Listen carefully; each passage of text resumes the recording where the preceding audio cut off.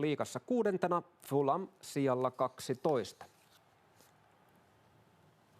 Nuorten urheilijoiden erilaiset rasitusvammat ovat lisääntyneet merkittävästi. Nykyisin rasitusvammat kuitenkin löydetään usein jo ennen kuin vamma etenee esimerkiksi rasitusmurtumaksi. Syyt rasitusvammoille ovat moninaiset. Koripallon ykkösdivisioonaa pelaava jyväskyläläinen Roope Filtnes oli lähes koko viime kauden poissa parketeilta. Vihlovan selkäkivuna selittivät lopulta rasitusmurtuma sekä irronnut selkänikama. Kuntoutus kesti yli puoli vuotta. Luultiin, että se oli lihasperäistä ja sitten mä siinä tein kiertoja ja sun muuta, niin sitten se ei auttanut siihen lopulta, niin sitten päätettiin varulta kuvata se ja sitten sieltä löytyi.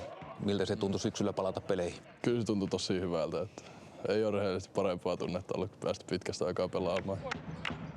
Joukkuekaveri Teemu Hiltunen sen sijaan on potenut koko kuluneen kauden niin ikään selän rasitusvammaa. Ja vertaistukea sitä riittää.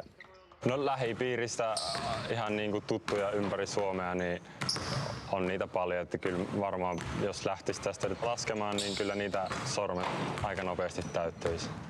Rasitusvammoja löytyy nykyään lajista ja sukupuolesta riippumatta ja syyt ovat moninaiset. Yksi juurisyy kuitenkin nousee nykytiedon valossa esiin. Kyllä se peruskäsitys tällä hetkellä on se, että jos ei ne fyysiset ominaisuudet ole valmiit siihen lajiharjoitteluun tai ei kestä sitä lajiharjoittelua, niin sitä kautta niitä vammoja myös tulee. Siinä missä nykynuorten vanhempien rasitusperäiset vammat saatettiin vielä muutama vuosikymmen sitten kuitata kasvukivuilla, löydetään alkavat rasitusvammat nykyään myös entistä paremmin. Jos ajatellaan vaikka magneettitutkimusta, niin se kuitenkin on aika kohtuullisen tuore menetelmä meille lääkäreille. Tietoisuus rasitusvammoista on lisääntynyt myös valmentajilla ja valmennusryhmillä. Rasituskuormaa osataankin jo säännöstellä urheilijan mukaan. Luentokalvot levon, ravinnon ja oheisharjoitteiden merkityksestä olivat tuttuja entuudestaan myös Roope Filtnesille. Ehkä siihen lepoon enemmän kiinnittänyt huomioon, ottanut sitä enemmän tosissaan silleen.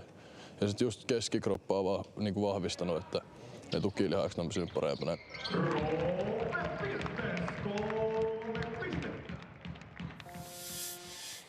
Soutaja Joel Naukkarinen on voittanut toisena vuotena peräkkäin sisäsoudun maailmanmestaruuden.